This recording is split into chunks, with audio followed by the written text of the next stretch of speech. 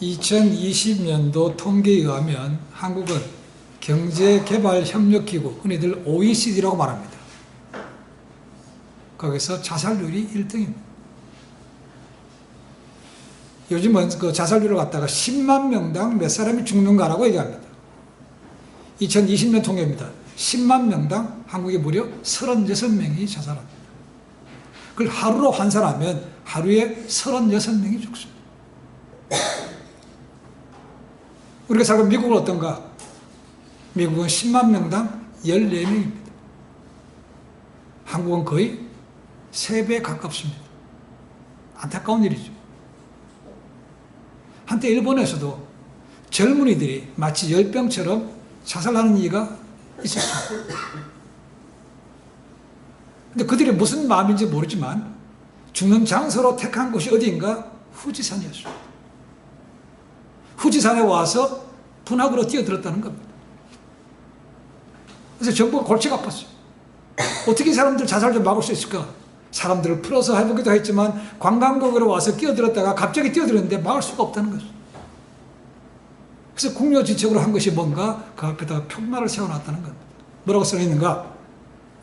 다시 한번 생각하시오. 영어로 하면 think again, 아니면 think one more time. 생각하라는 거죠. 우리가 쓰고 있는 컴퓨터 IBM의 모토가 think입니다. 생각하십시오. 애플의 모토는 뭔가? think differently. 다 think가 생각하라는 것입니다. 마찬가지로 그리스도인도 생각하는 사람이 되어야 된다는 거예요. 히브리서 저자는 이렇게 말합니다. 히브리서 3장 1절에 이렇게 얘기합니다. 그러므로 함께 하늘의 부르심을 입은 거룩한 형제들아, 우리의 믿는 도리의 사도시며 대제사장이신 예수를 깊이 생각하라. 12장 3절에 이렇게 되어 있습니다.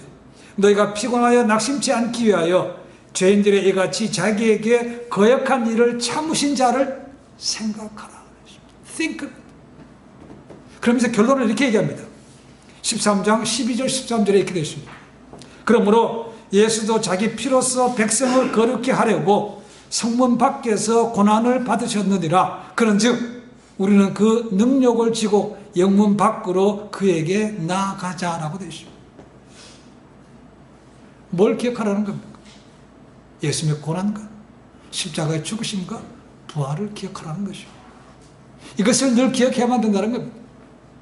여러분, 만약에 예수 믿는 것이 이 땅에서 끝이라면 굳이 예수님을 믿을 필요가 있는가라 생각해봅니다. 예수를 믿었습니다. 그래서 죄에서 용서받고 의인이 되었습니다. 안 믿는 사람들은 그냥 죄인입니다. 근데 그렇게 지내다가 똑같이 죽으면 끝입니다. 그렇게 믿을 이유가 뭐 있습니까? 죽으면 똑같아는데 안 믿는 사람들 그럴 거 아닙니까? 야, 인생 어차피 죽으면 그만인데 뭘 그렇게 어렵게 힘들게 살아요? 참 답답한 사람들이네. 우리를 저희를 믿는 사람들 불쌍해일 거 아닙니까? 그죠? 차이가 그것밖에 없다면 믿을 이유가 굳이 없습니다. 근데 확실하게 믿는 것과 안 믿는 사이의 차이를 긋는 것이 뭡니까? 그게 부활이라는 겁니다. 부활. 죽은 이후에 영벌이 있는 것과 영생이 있는 것이 확실한 차이라는 것입니다. 예수님께서 그것을 우리에게 직접 보여주신 거죠. 말씀을 통해서 보여주신 것이고 지금도 빈 무덤이 남아있는 것은 우리에게 그런 것입니다. 예수님께서 살아계실 때 제자들에게 이런 말씀을 주셨습니다. 요한복음 11장 25절 26절입니다. 나는 부활이요 생명이니 나를 믿는 자는 죽어도 살겠고 무릇 살아서 나를 믿는 자는 영원히 죽지 아니하리니 너희가 이것을 믿느냐? 믿느냐? 그러나 예수님께서 너무나 힘없이 군병들에게 잡히시고 고문 받으시고 십자가에 못 박혀 돌아가시니까 모든 사람들이 다 낙심이 됐습니다. 이제 끝났다는 겁니다.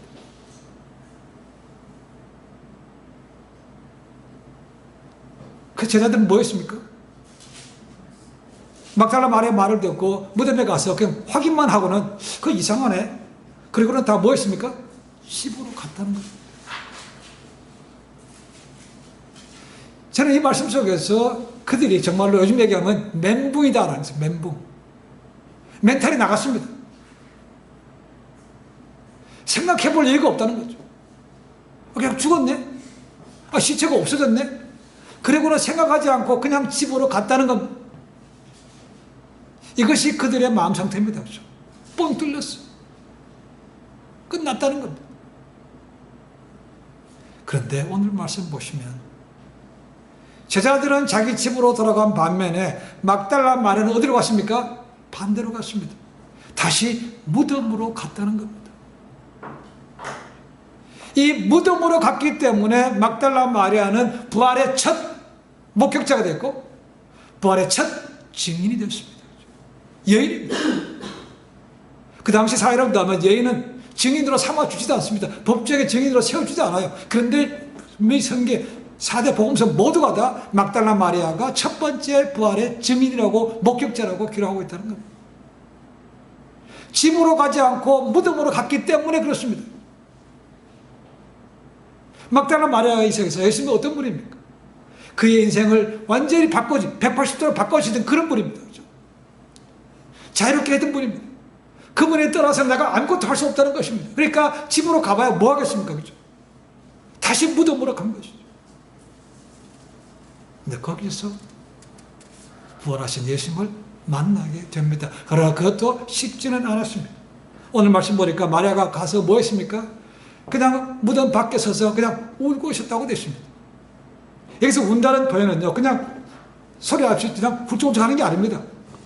통곡하면서 우는 걸 얘기하고 있습니다. 이때도 이런 시간입니다. 이 장소가 동산이라고 했으니까 겟세마네 동산에 있는 무덤일 것을 상합니다. 그렇죠? 그게 어딘 거예요? 그러니까 성에서 본다면 그렇게 멀지는 않습니다. 이 새벽에 고요할 때 이 여인이 혼자서 통곡한다는 소리가 어쩌면 그 예루살렘 성안에 있는 모든 사람에게 들리지 않았을까 생각해봅니다. 더군다나 마리아는 예루살렘 출신이 아닙니다. 갈릴리 서쪽에 있는 막달라 출신. 아무도 아는 사람이 없어요. 어쩌면 그것이 자기를 더 서럽게 했는지 모릅니다. 그래서 그냥 펑펑 우는 겁니다. 그렇게 울다가 어느 순간인가 무덤 안을 이렇게 들여다보았다는 겁니다. 그랬더니 새로운 상황이 목격이 되었습니다. 두 사람이 있더라는 거죠. 한 사람은 눕혀졌던 머리 쪽에, 예수님 시신 머리 쪽에, 또 한 사람은 발끝에 서 있더라는 것입니다. 성경은 기록하고 있기를 그들이 천사였다고 말하고 있습니다. 그런데 마리아는 그들이 천사인 줄 모릅니다. 대화를 합니다. 왜 천사인 줄 모를까요? 성경이 말하고 있지 잘 모릅니다. 그죠? 그러니까 우리가 생각하는 것과 다른 모습이었기 때문에, 인간이었기 때문에 그렇지 않은 것. 우리가 일반적으로 천사 아니면 흰 옷을 입고 뭐가 있습니까? 날개가 있어야 돼. 날개가 없다는 겁니다. 그죠? 그러니까 천사라고 생각을 못 하는 겁니다. 그래서 물어봅니다. 그들이 물어봅니다. 왜 울고 있느냐는 것이죠. 근데 주님이 여기 있었는데 누가 가져간지 알지 못합니다. 라고 얘기했다는 겁니다. 근데 어떤 학자는 이렇게 얘기합니다. 이 천사가 했는 질문이 여자가 왜 우는지 몰라서가 아니고 이런 뜻이었다고 말합니다. 여자여, 그대는 어찌하여 그리스도의 부활을 모르고 그렇게 슬퍼하느냐라는 것입니다. 그렇게 듣고 있는 가운데 뒤에서 기책이 들립니다. 돌아봤더니 또 한 사람이 있더라는 것이죠. 근데 그분은 누굽니까? 부활하신 예수님이죠. 마리아가 알아봅니까? 못 알아봤어요. 그때도. 누군 줄 아는 겁니까? 동산직인 줄 알아.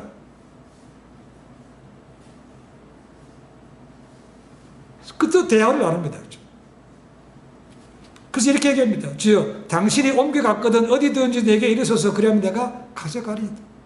당신이 치웠으면 좀 얘기 좀 해주시오. 내가 찾아가겠다는 겁니다. 그러니까 절대로 모른다는 겁니다. 그러면 또 내가 질문해요. 왜 마리아는 부활하신 예수님을 알아보지 못했을까요? 그렇게 쫓아다니면서 지냈던 그 마리아인데 3일밖에 안 지났는데 벌써 잊어버렸습니까? 뭐가 달랐다는 거죠. 그렇죠? 두 가지 제가 볼 수 있습니다. 첫 번째는 예수님께서 살아가신 모습이 살아계셨을 때의 모습과 다를 수 있다는 겁니다. 육신에서 부활하신 모습으로 바뀌었기 때문에 못 알아볼 수 있다는 거예요. 두 번째는 고정관념입니다. 예수는 죽었어요. 그럼 저기 있어야 된다는 겁니다. 살아난다고 해서 꿈도 못 꿉니다. 아니, 어쩌면 그렇게 느낄지 모르죠. 참 우리 주님과 비슷하네 생각할지 모르지만 주님이라고 전혀 생각을 못하는 것이죠. 동산지기를 알고 그러니까 어디 갔는지 내게 알려달라고 그렇게 질문한 것이죠. 근데 마리아가 정신을 차린 것은 이분의 부르심 때문에 그렇습니다. 마리아야. 이 사람이 동산지기라면 자기 이름을 알 리가 없는 거죠.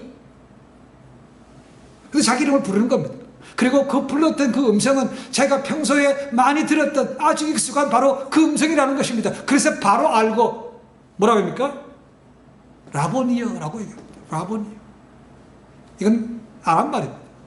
팔레스타인 말입니다.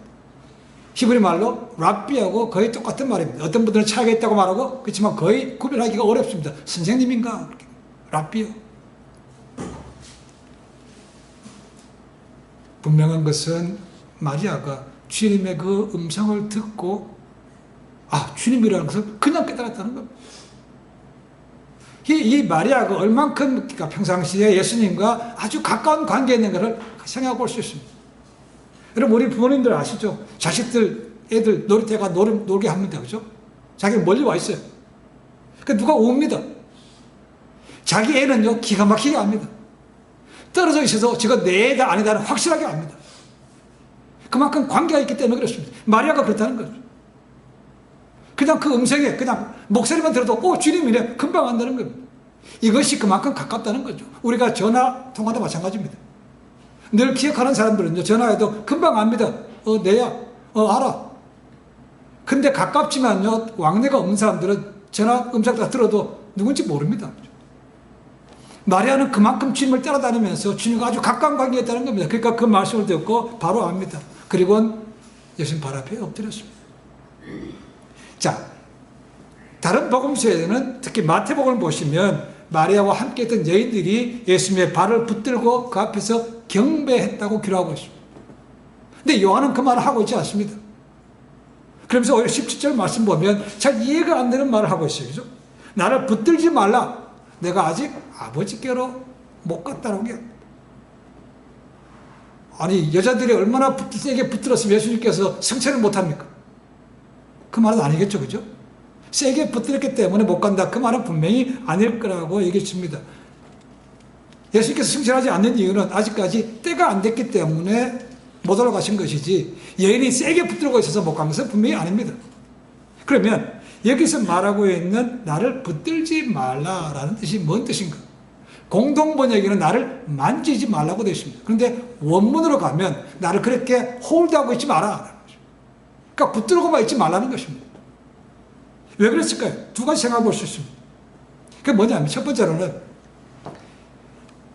내가 금방 다시 올라갈 것이 아니고 잠시 너희와 함께 있을 거니까 그냥 붙들고 있을 필요가 없다 그 말. 두 번째는 나를 붙들고만 있지 말고 가서 제자들한테 알려줘라. 붙들고만 있지 마. 빨리 가봐. 이런 의미라는 것입니다. 그렇지 않았다면 여인들은 그저 목 놓아놓고 다리에 붙들고 그 앞에서 엎드려서 펑펑펑 그냥 기뻐서 울었을 겁니다. 여러분 슬퍼도 우는 것도 있지만 너무 기뻐도 우는 거 아시죠? 기쁨의 눈물. 여인이 우는 것은 그런 거죠. 그러니까 예수님께서 이제 그만 울고 가서 제자들에게 내가 살아났다는 것을 알려라. 자, 오늘 말씀 속에 저는 두 가지 한번 생각해 봅니다. 하나는 첫 번째는 우리가 어디를 향해 가고 있습니까? 라는 거죠. 제자들은 집으로 갔습니다. 마리아는 무덤으로 다시 갔습니다.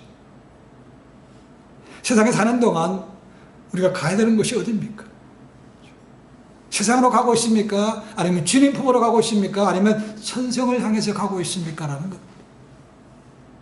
여러분 주님께로 가야 거기에 생명이 있고 거기에 기쁨이 있습니다. 여러분 제자들이 집으로 갔다고 되어 있습니다. 집으로 갔습니까? 정확하게 얘기하면 집이 아닙니다. 그들의 집은 어디에 있습니까? 갈릴리에 있습니다. 집으로 여기 말하는 집은 집이 아니고 숙소를 말하는 거겠죠. 그렇죠? 숙소로 가봐야 주님도 없습니다. 썰렁하죠. 더군다나 주님이 죽으셨으니까 아무것도 소망이 없어. 근데 마리아는 무덤으로 갔기 때문에 주님을 만났고 주님을 증거하는 삶이 됐다는 겁니다. 세상으로 가봐야, 사람을 의지해봐야 결국 나중에 빈 공간밖에 생기지 않습니다. 주님께로 돌아가야 이 믿음으로 다시 한번 거듭나고 마음의 소망과 기쁨이, 아니면 우리 마음의 시끄러운 열정들이 다시 살아날 수 있습니다. 그래, 우리는 반대로 가고 있지 않습니까? 라는 거죠. 자녀들 고등학교만 졸업하면 빨리 그냥 부모 곁을 떠나고 싶어 합니다. 잔소리 듣기 싫고 그냥 내가 좋은 데를 가고 싶은, 빨리 부모 곁을 떠나야지. 대학교만 가봐라. 대학교. 근데 그들은 알지 못하죠. 그렇죠? 부모 곁을 떠나는 순간 그들의 고생문이 열렸다는 걸 모릅니다. 단지 이 순간 빨리 벗어나고 싶어, 딴 데 가고 싶고, 지 마음대로 하고 싶은 그 욕망밖에 없는 거죠. 그죠? 만약에 우리 믿음의 사람들도 늘 내 육신대로 편한 대로, 주님과 관계없이 육신의 편한 대로 산다면 어떻게 되겠습니까? 하나님 앞에 예배 드리기 싫어서, 하나님 말씀 보기 싫어서, 세상과 구별되는 거룩한 삶을 살기 싫어서 주님도 점점 멀어지는 삶이라면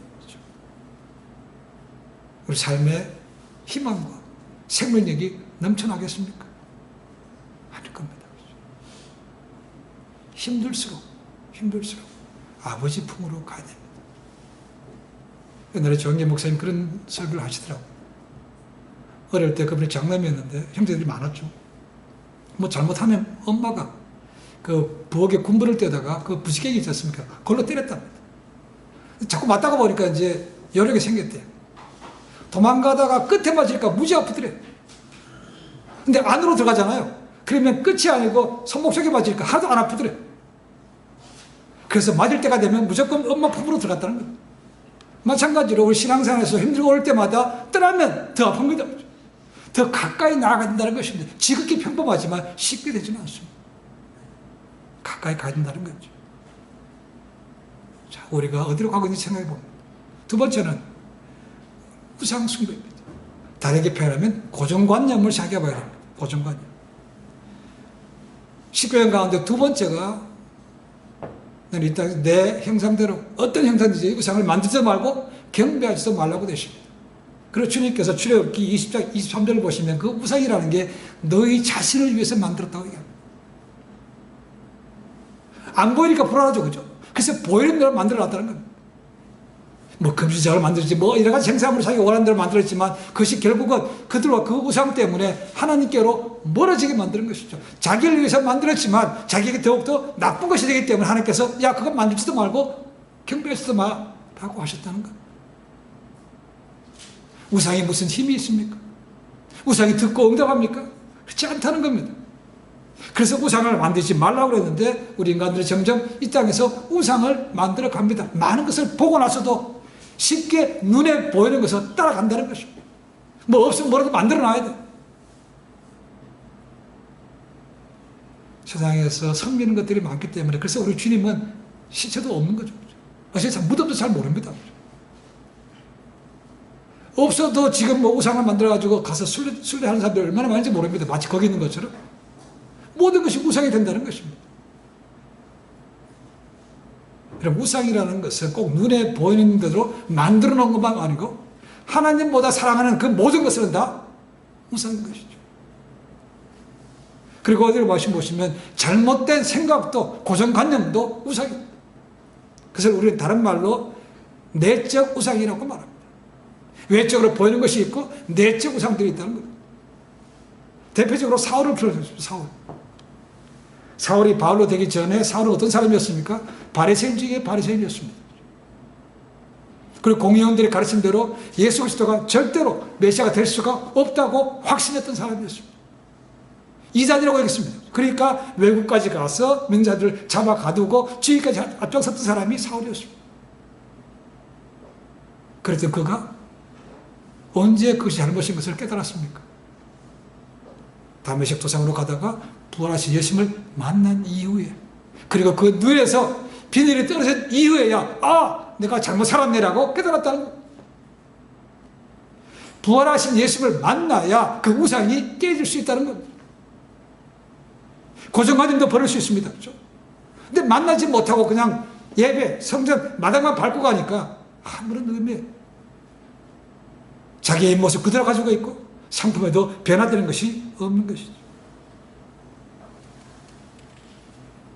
부활하신 예수님을 만나지 않았다면 막달라 마리아도 그 어떤 제자들도 똑같이 세상에서 낙심하고 그냥 과거 업으로 다시 돌아갔을 것입니다.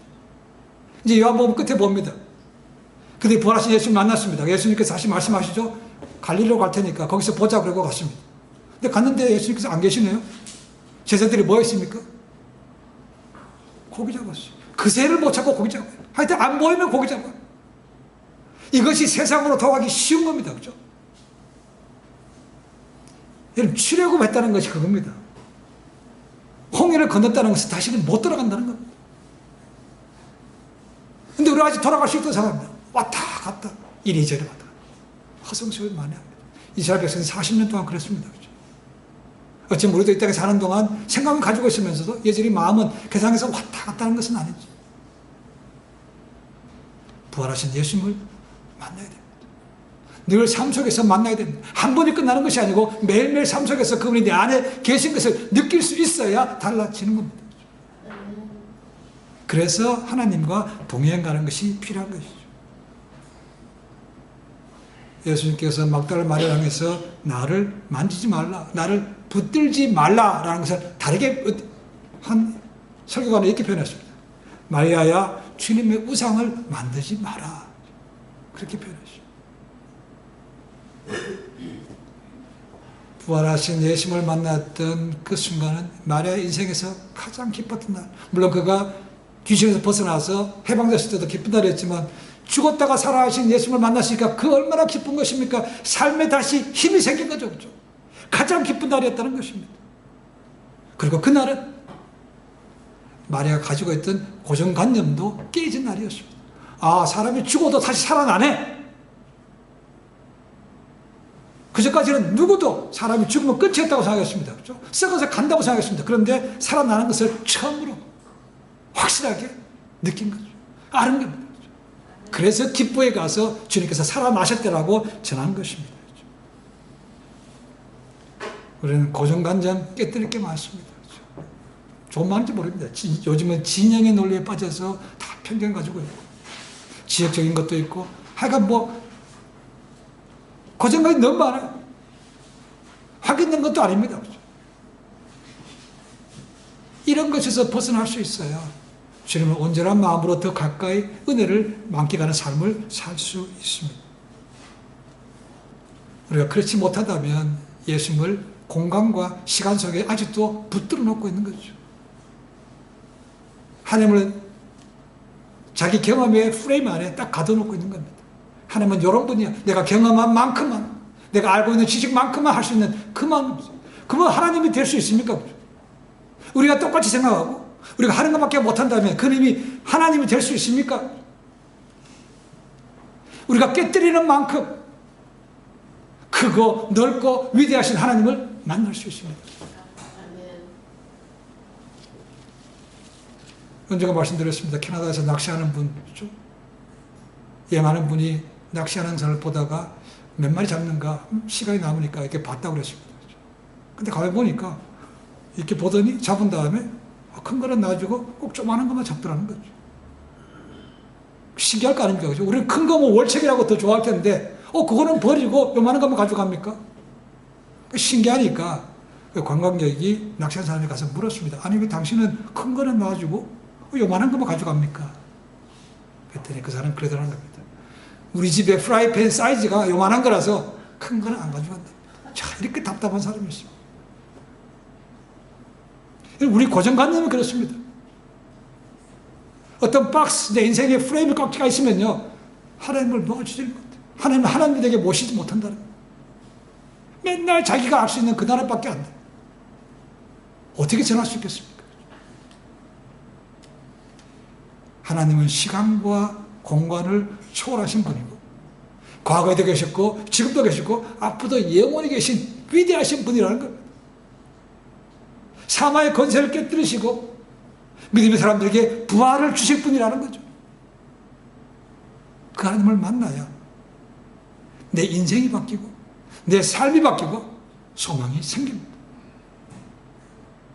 이 땅에 나그네 같은 길을 가는 동안 내 고정관념을 깨뜨리고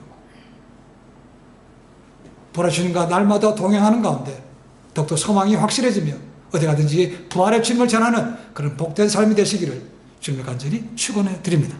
기도하겠습니다.